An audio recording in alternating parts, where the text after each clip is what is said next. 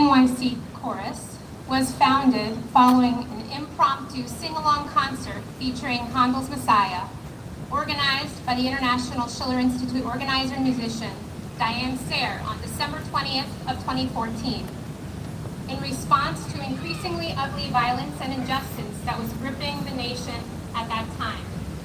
The concert was entitled "A Celebration of the Sanctity of Every Human Life." This is the message and the mission of our chorus, and therefore there is a strong purpose to every concert that we perform. We have held a 9/11 memorial each year since 2016 and will continue to, each time in a different location and with a different focus. In September of 2021, we held an event at the Tear of Grief Memorial in Bayonne, New Jersey. This evening, we want to bring forward the story of the first responders, including the lesser-known story of the Great Boat Lift water evacuation of Lower Manhattan, which saved many thousands of lives. Our intention is to remember, reflect, and resolve that such violent, inhumane acts are never to happen again, as they did on that day. Classical music and art can remind us of what is most human and creative among all of mankind. Thank you for joining us. I'd like to introduce the Fire Department of New York's Ceremonial Unit Color Guard. Please rise for the national anthem.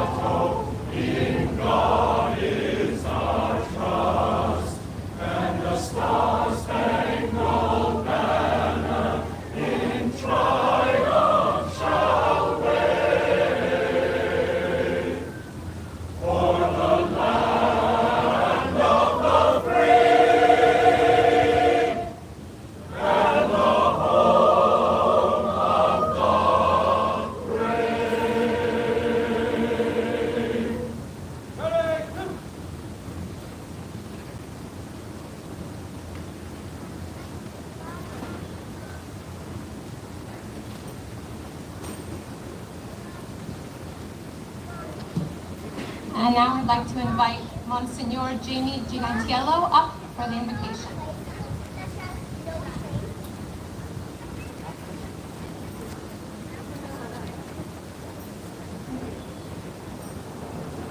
Let us remind ourselves that we are in the presence of Almighty God. We come together this evening in the spirit of remembrance. We remember that evil day, September 11th. We are reminded of what evil can do. We remember all those people that lost their lives that day. Innocent victims, people going to work, to school. We remember in a special way all those first responders and all those that gave their lives looking to help their neighbor. As we remember the evil of that day, we come together today and we remember the good that was seen in the lives of so many who came to lend a hand from around the corner and from around the world. We remember not the evil of September 11th, but the goodness of September 12th, 2001, when we were one nation, one world. As we come here tonight, let us remind ourselves of the sanctity of all life.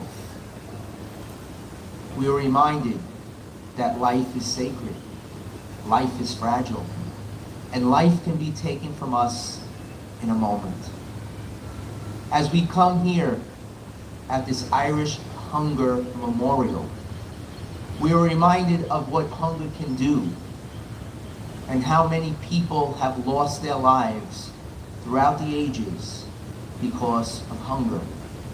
Yes, hunger for food, but also for hunger of love and respect and dignity. As we come here tonight, let us be people who look to the future that should be filled with cooperation, respect, forgiveness, mercy, and kindness.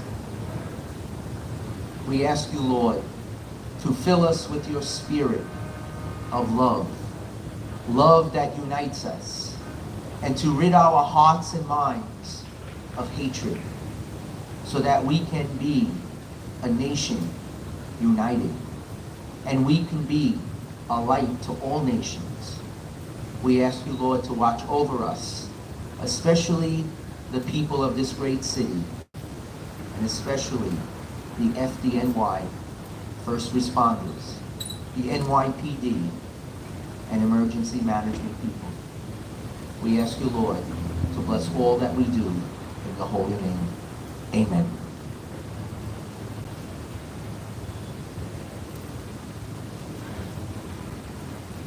Please retire the colors.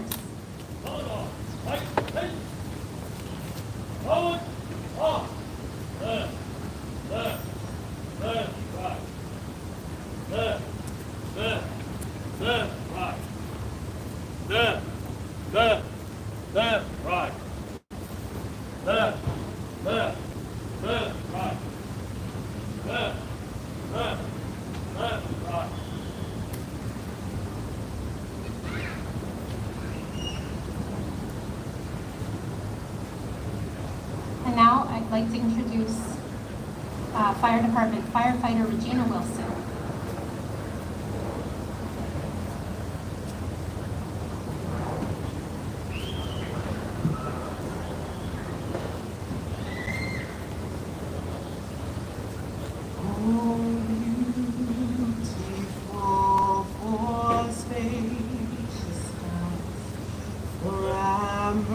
Waves of grain for purple mountains majesty above the fruited plain.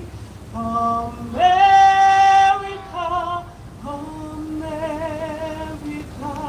God shed his grace on thee.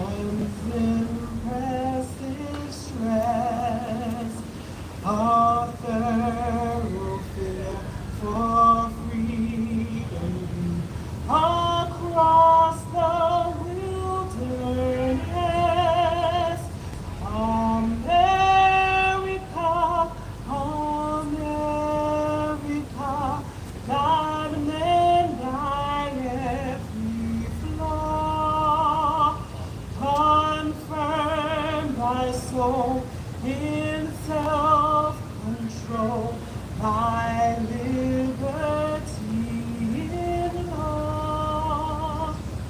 Oh, beautiful for patriotism that sees beyond the years. By alabaster's cities, undimmed by human tears. America, America, God shed his grace on thee, and crown thy good with brotherhood from sea to shining sea.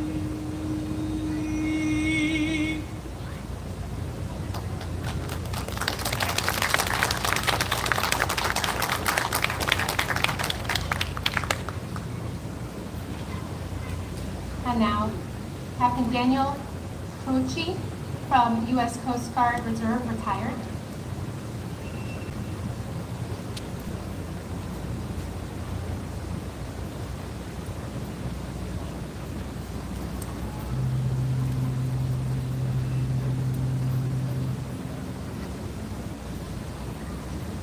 On September 11th, I was a commander in the U.S. Coast Guard Reserve and had just completed 3 years active duty tour at the Coast Guard Command right here in New York.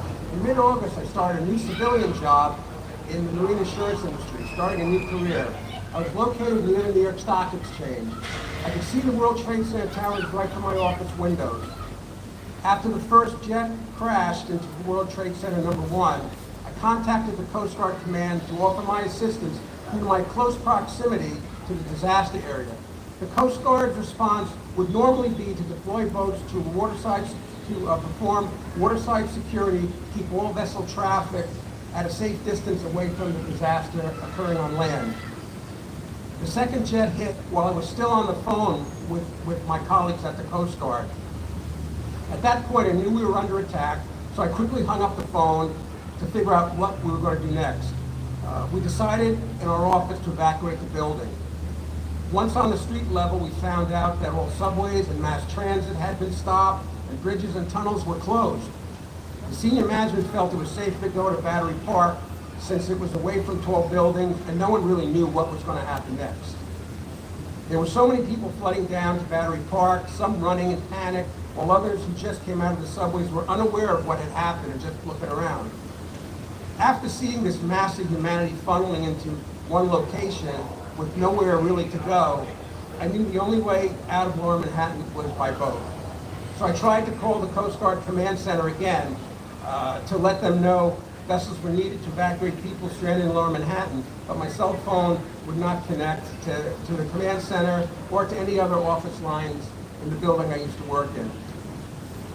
So I got to a landline, which enabled me to contact one of my former colleagues who I know was home recovering from surgery. Because of that, there was one landline to another landline, and I got him there. I calmly explained what was happening and said it was very important for him to go to the command center, relate a message to Commander Dan Ronan that we needed more boats to evacuate people from Lower Manhattan. And he said, "Aye, aye, sir." Today we have an abundance of commuter ferries operating on and around New York Harbor. But back then, we only had Staten Island ferries and New York Waterways ferries in operation. On 9/11, the captains and crews on all these ferries immediately jumped into action and started evacuating Lower Manhattan. While an overwhelming number of people were evacuated by those ferries, there still was a need for more boats. As the first building collapsed, I remember seeing New York Waterways boats pulling up to random locations on the seawall down at the Battery to pick up stranded people. The dust and debris turned daylight into darkness, and people started panicking, which caused them to jump over the seawall and in the water, desperately trying to escape this massive dust cloud, which no one really knew what was in it. We needed more boats to not only facilitate the evacuation of people, but also to strategically direct them to places where the crowds were mounting and ferries weren't able to actually operate. To manage this, the Coast Guard Vessel Traffic Center called out a general message over the radio. They said, for all available commercial vessels to assist with the evacuation. This also was known as calling all boats. The Sandy Hook pilot boat in New York got underway with members of the Coast Guard and the port pilots that pilot our large vessels right here in the port through today. They were on board to help manage vessel traffic while being directly on the water on scene off of Manhattan. In addition, the Coast Guard immediately deployed Marine inspectors on land to help with crowd control and manage people to safely get on board these vessels. These Coast Guard officers and petty officers also assisted the NYPD and FDNY at Ground Zero and evacuated people stranded in the subways. Under the leadership of our Coast Guard Command, Admiral Dick Bennis and Captain Pat Harris, in addition to coordinating the waterborne evacuation, they also coordinated with the maritime industry to shut down the port and to address port security issues around the port, like high-risk cargo terminals and infrastructure, because we did not know what was going to happen next or if there was another attack that was imminent. The mass rescue from Lower Manhattan, known as the Boltonist evacuation of 9/11, was completed by commercial ferries, tugs, circle line, tour boats, passenger fishing vessels, private yachts, and recreational boats, along with the NYPD harbor patrol boats, FDNY fire boats, New York State Marine Police, and Coast Guard vessels. They not only rescued people from land, but also those who fell or jumped in the water. The evacuees were taken to waiting emergency triage centers in various locations in New Jersey. These hero boaters were not only from the Port of New York, but were from Monmouth County, New Jersey, Brooklyn, and Long Island. They came from all over when they heard from the call. I will forever be grateful to all the heroes of 9/11, including the New York State Marine Police, who transported me to Hoboken later that afternoon, where I was directed to enter the decontamination showers that were set up, and then met with the medical triage team. They were all there waiting for survivors. There were so many people who stepped up and did great things that horrific day, especially the everyday citizens, the boaters, the mariners, who went towards the disaster to help, not away from it. Their efforts working together as a team led to the evacuation of about 500,000 people, which is the largest waterborne evacuation in American history, bigger than the evacuation of Dunkirk in World War II. Over 100 boaters performed this evacuation in less than 9 hours. I'd also like to remember 4 members of the Coast Guard who died on 9/11. Petty Officer Vinnie Dance, he was with NYPD, EMS, and a Coast Guard reservist on Staten Island. Petty Officer Jeffrey Palazzo, FDNY, and a Coast Guard reservist also stationed on Staten Island. Coast Guard Auxiliarist Gregory Sikorsky, he also worked with the FDNY. And Lieutenant Commander Gilbert Granadas, he's a retired Coast Guard Reserve officer who was working as the fire warden on the 92nd floor in Tower 2. We will never forget them or all the other victims who perished on 9/11. Thank you.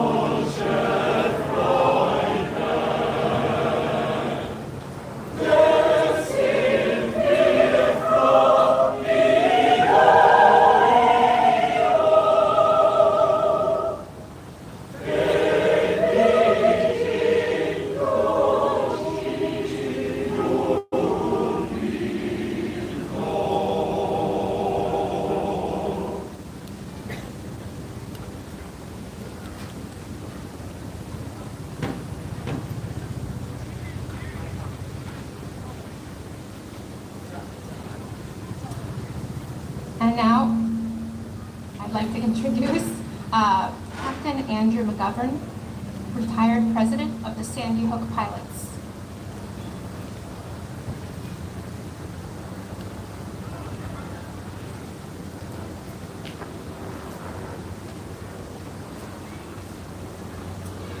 Thank you. I was asked to give a little introduction of what the Sandy Hook Pilots are. At least people know what the Coast Guard is, as Dan's wrote. But Sandy Hook Pilots have actually been in the Port of New York since 1694.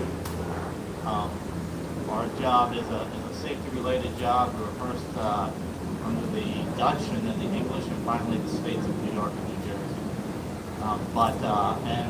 To that end, we basically go aboard every ship as a safety factor to make sure those ships come in and out of the port safely from all over the world.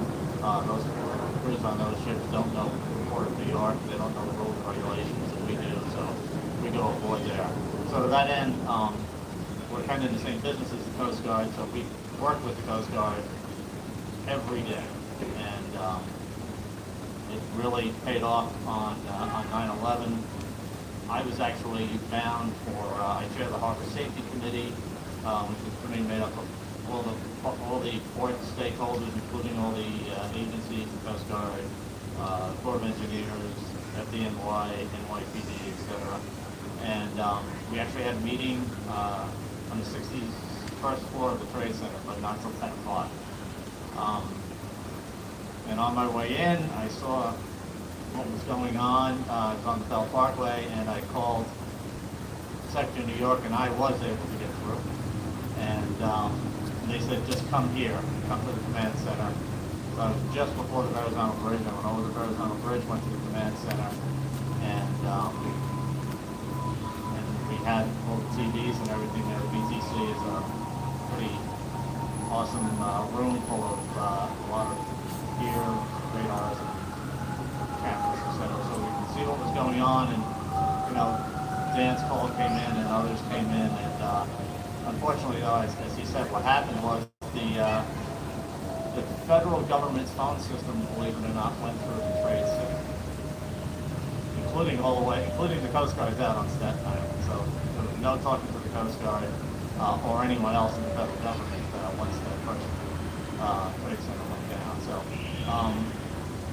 Yes, we volunteered. Unfortunately, the Coast Guard had moved most of their large assets down to either up to New England or down to Portsmouth, and they had nothing large here. But we had our large pilot boat. We have 2 pilot boats that stay about 25 miles out to sea, and they always switch off. There's only one out there, one usually in maintenance at our pier on Staten Island, and so we had that available, and I offered that to the Coast Guard to come over here and see what we could do, and they jumped right on that. And Dan mentioned Dan Ronan before. Dan Ronan said, I'm going to stay back here and work with the port partners on closing the port.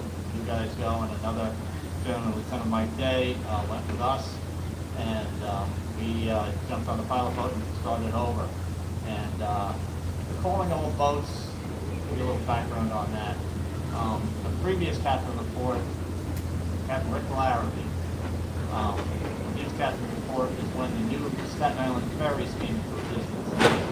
They were at the time the largest passenger vessel in the world. They held 6,000 people. And so every captain of the port has a nightmare. And I've been through a lot of them. I've been here for 45 years. So his nightmare was, what if one of those sinks in February? How are we going to get 6,000 people out of the water? And that's when we devised the plan of calling all boats. It was originally set for the Staten Island ferry disaster. Luckily, we've never had to use that. But we had gotten that out to everyone. Everyone knew what that meant. And so when we had to do it that day, Lieutenant Day put that out on the radio, and everybody came. The ethos of mariners is, Coast Guard will tell you this, is that you never leave anyone in distress. It's actually against the law. And never leave anyone in distress. So don't be thought twice about heading over and doing what has to get done. And everyone was, advantage of, this looks like a huge port and everything, but there really aren't that many people here, and everyone kind of knows each other. So we were able to set the pilot boat up right off the battery, and we put people ashore, Concepcion and some others went ashore from the Coast Guard with walkie-talkies, and then they went to the different points that we had identified as good points that we could evacuate from. And they helped organize, and then they also told us how many they needed. All right, I need to get some more boats. And all the boats just basically hung by the pilot boat, and then as they were needed, we could call one and say, go to the battery, go up to Pier 11, come over to here, wherever they were needed. And originally we just took people, we weren't really taking them first couple of bolos, we just take people as close as we could get them, and to get them off, either New Jersey or Brooklyn. But then we actually said, we can actually get them to where they want to go. And people on the boats took a bed sheets off of one of the bunks and hand spray paint for paint, Hoboken or Brooklyn, New Jersey City or Staten Island, and then hang that off the boat so that we then get people at least close to where they need to go. And as Ben said, we moved 500,000 people that day before dark, basically. And then, so that's partly known. And if you want to see about, there's a great video that is narrated by Tom Hanks. If you go to YouTube, you just search boat link and you'll find it there. But for the next week, everything was still closed. For the next week, all the supplies that came in and out of Manhattan, all the fuel came by water. So we were all tied up down at North Cove, and we had boats running back and forth from Brooklyn, from Staten Island, from Jersey City, and with everything, and we'd get lists from the responders and the steel workers that were in on the file and say, well, we ran out of a 70, and we basically sucked the tri-state region dry at 70, so that they could help and try to find people to get through. So we were getting, we'd bring in full bottles and take empty bottles out, and water, lots of water. I mean, it was hot. These guys had boots. Believe it or not, it sounds a little strange, but the fires that were there, plus all the burning they were doing, they cut the steel. All the workers' boots were melting. The soles were melting. So we actually had piles of boots that they could come and throw a new pair of boots on.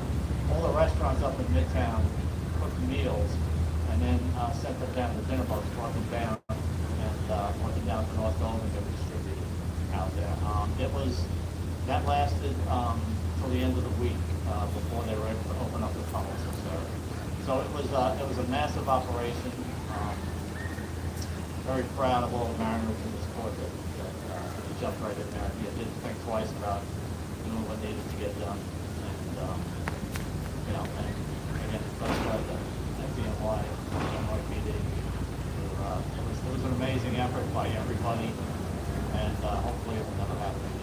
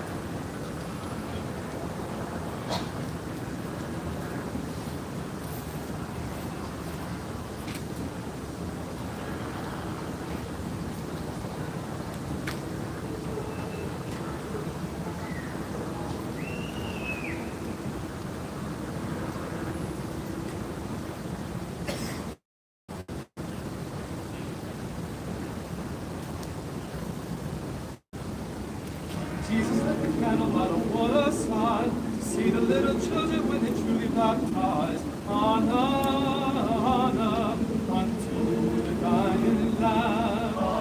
Jesus took the candle out upon the sky to see the little children when they truly baptized. Honor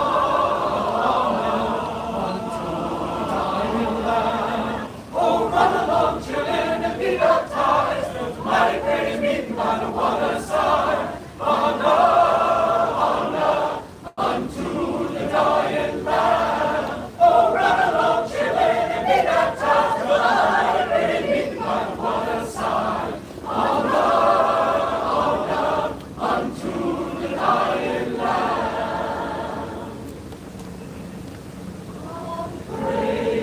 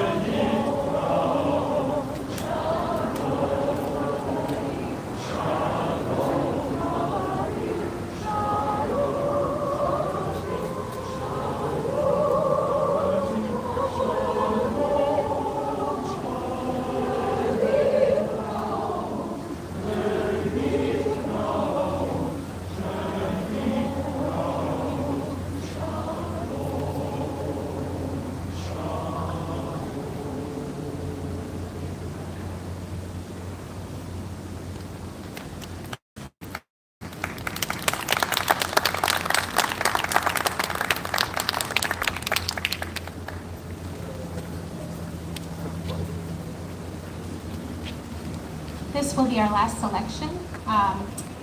Monsignor Gigantello had to leave for another event, so we won't have a benediction. We'll end with Dona Nobis. Please feel free to sing along.